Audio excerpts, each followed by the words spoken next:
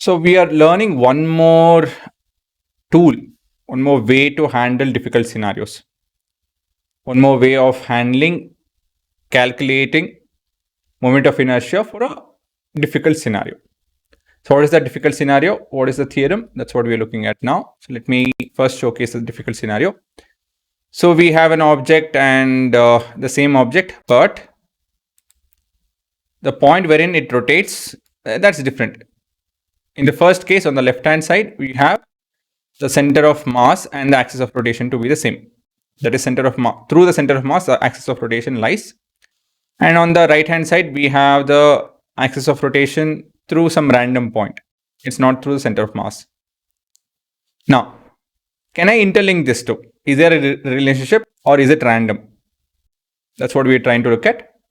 So what I'm trying to tell is the moment of inertia for the second case, can I relate it to the center of masses, axis of rotation and all of that? So if it's so, then our job is a lot simpler. So let me put it this way. See, any given object, if we have to figure out the moment of inertia with the axis of rotation passing through the center of mass, it makes our job a lot simpler. So if we are able to come to this particular math, from here to this scenario, if it's a simple, addition or subtraction or something, it makes our job a lot simpler. Does it make sense? Because reaching this destination is much easier than reaching this destination directly. So once we come to the center of masses expression and then from here jumping onto this, will make our job a lot simpler. So it's an easier path, right? To help us with this, we have something called as theory of parallel axis. So I'll not go through this, basic idea in the statement. I'll directly go to the derivation because it makes things a lot simpler. So this is a side view. This is a side view. And this is a top view. Now, in the side view, what we have here is, we have an object. The center of mass is over here. And this is an axis via the center of mass. This is our new rotational axis.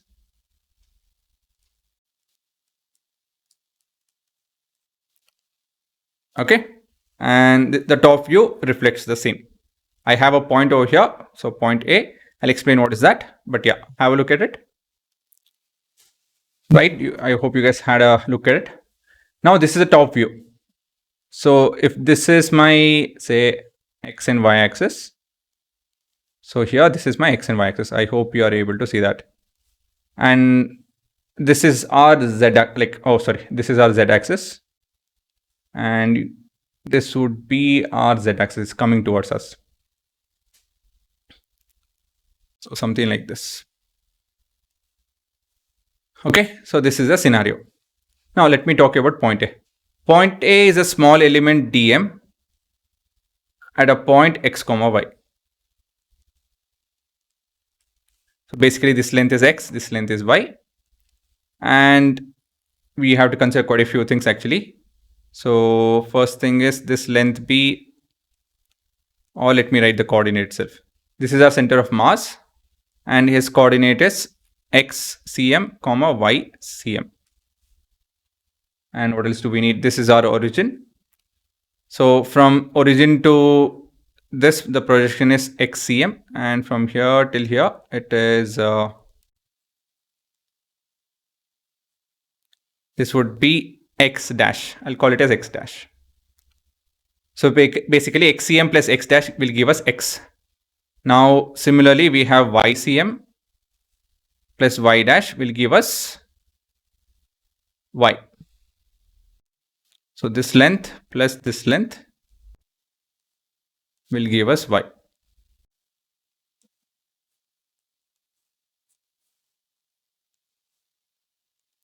Okay, so this is the funda. So diagram has to be very clear because I'm very much dependent on the diagram for us to continue. So our statement starts with us considering an object of mass m rotating on an arbitrary, just a second, on an arbitrary axis in the xy plane about z axis.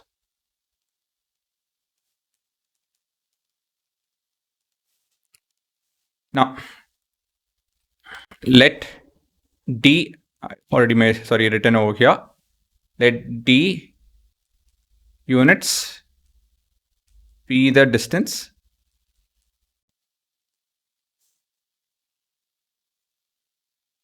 between the arbitrary axis and the new, that's not the new, and the axis through the center of mass parallel to the arbitrary axis. So basically these two lines are parallel.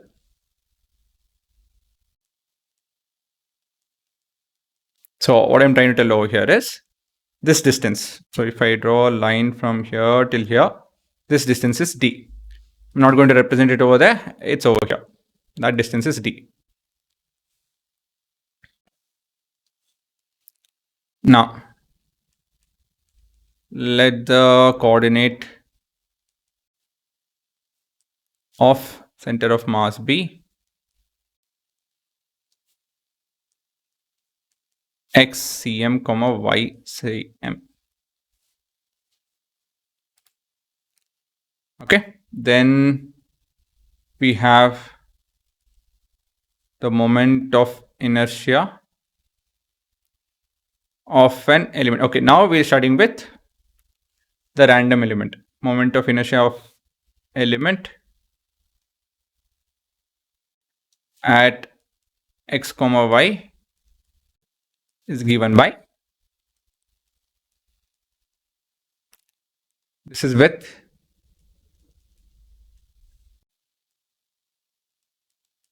arbitrary, with respect to arbitrary axis, that is. So with respect to arbitrary axis, my inertia would be r square dm, right? R being the distance from this new arbitrary axis to the point, to this point whose mass is dm. Okay, have a look. Again, the diagram is very important. So this distance is r and this element is dm. So that being the case, now r, I can write r as, so I'm going to do this now. So this being r, this is your x and this is your y. So what can I use? I can use Pythagoras theorem. So from figure, what can I do? From figure,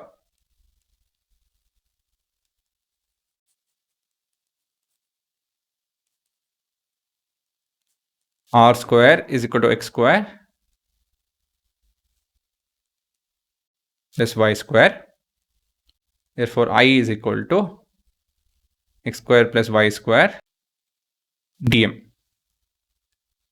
Now, if I look at x from figure, actually next thing again, from figure, if I look at x is combination of xcm and x dash. Remember, we want to relate it to center of mass. So we want to relate it to center of mass. So we are substituting such values. And we have y is equal to ycm plus a bit of extra length. It can be negative also, it can be positive also, but point is x is this length. Remember, x is from from here till here, that's x, but it's a combination of xc and x dash. xcm and x dash. So if I substitute that, so therefore I is equal to integration of, it is in the form of a square plus b square. So I'm just going to expand it, not going to wait around. Whole square plus 2xcm x dash. And in place of y, we have ycm square plus y dash the whole square plus 2 ycm y dash. Closing the brackets, writing dm over there. Now I'll rearrange the terms. So we have xcm square plus ycm square dm. So why is that I'm doing this? Think about it. Plus next I'm going to rewrite 2xcm x dash dm plus 2ycm y dash dm plus last term is I am left out with x dash square plus y dash square dm. Okay. So now this is my first term. This is my second term. This is my third term. And this is my fourth term. Do you guys agree? First, second, third, fourth term. There are 4 terms that I need to handle. So let's go one by one. I'm going to consider the first term, that is integration of xcm square plus ycm square dm. So what is this? xcm square plus ycm square is nothing but your xcm is this length, ycm is this length. So basically that is your correct d square. So this is your d square.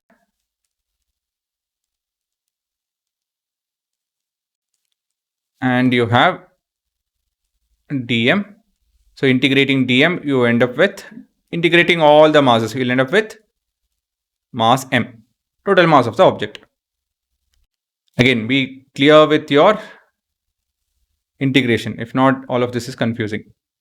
Now, your second and third term is quite something unique about it. So I'll write the statement first. By the definition of center of mass, the integration or integrals x dash dm should be equal to 0 and y dash dm should also be equal to 0. But why is that? This expression, right? See, this is constant. This particular expression leads to 0. Why is that? Because if I go back to the diagram, x dash and y dash is in relation to center of mass. The whole idea of center of mass is that the entire center lies over there and everything, balances out. So there is equal element up the space, down the space, left side and right side. So everything is equal. That's why it's called a center of mass. So if I try to add all of these elements, what happens? They'll cancel each other out. There are equal elements on the left and on the right. The mass and the distance and everything, the product will cancel each other out. Okay. So that you have to make it clear as the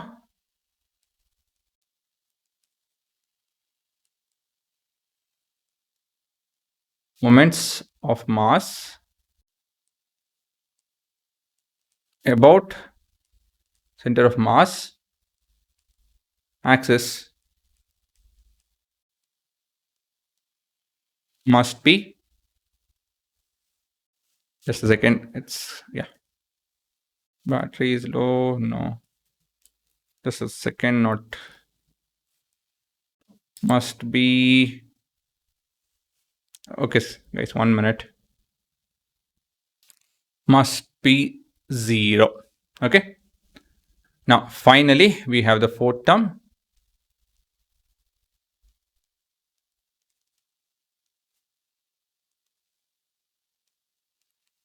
So, fourth term is what? Fourth term is this. This represents, it represents moment of inertia via center of mass, with center of mass as the center if the object is rotating in this manner, basically. Okay. And the point A is somewhere over here. So this expression represents that via center of mass of the element dm, which is at x comma y. So this basically is x dash square plus y dash square dm. This is equal to x, sorry, not x. This is equal to what? Oh yeah, this is equal to your moment of inertia via center of mass. Okay. So finally, therefore, I within the new arbitrary axis will be equal to d square m plus 0 plus ICM, or I can just tell it as ICM. That is the moment of inertia of an object through a center of mass, plus d square, that is the new distance wherever the object is, times the mass of the object. So we ended up with a simple expression. So basically, let me put it practically. The moment of inertia of this new scenario would be whatever this value is, add that with new distance. Okay, so the axis is off by 0.9. Square that and multiply this with the mass. So you can see over here, I is 1.33, here the I is 2.95. So that, I don't know the mass actually, I should check for the mass. Mass, it's somewhere, guys. It will be too much for, it will take a lot of time. Not a lot, but still, it will take some time to figure that out. Anyways, we are doing numericals. So there I'll show this. So I'll be able to figure out the scenario over here, the moment of inertia for this particular scenario. By knowing the moment of inertia of this scenario, add with the axis offset, that is 0.9 square times the mass of this object. That's it, as simple as that. So again, what did I tell initially? If I'm able to figure out the center of moment of inertia with center of mass as the axis, that's much simpler than directly trying to figure out the arbitrary axis moment of inertia. So it's just a small one addition away from finding the new moment of inertia. Okay. So basically, guys, it's all we are trying to tell is through the center of mass, it's easier to rotate. Anything off center of mass, it will be a bit difficult, and that difficult value or that difficulty is plus d square m. That will be the numerical value. Okay. So you guys can read this. Moment of inertia of a body about any axis is equal to the sum of its moment of inertia about a parallel axis passing through its center of mass and product of its mass and the square of the perpendicular distance between the two parallel axes. So that's what we wrote. And yeah, that's it. So you can have a look at this and please write the proof. Yeah, you need to write everything over here.